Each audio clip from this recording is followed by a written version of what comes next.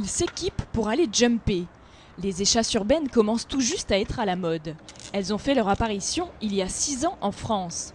Quand Thomas Brou a découvert ce nouveau moyen de locomotion venu d'Allemagne, il n'a pas hésité à se lancer.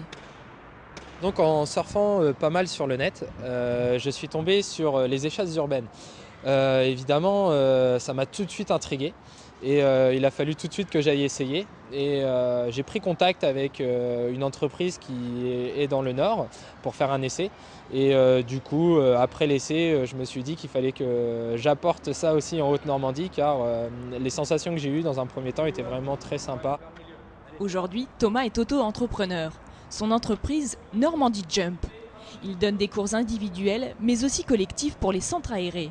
Il revisite le street marketing avec l'homme pancarte et la distribution de flyers. Thomas espère séduire un large public et propose même de louer ses échasses pour les enterrements de vie de garçons. Comme ça n'a pas l'air évident.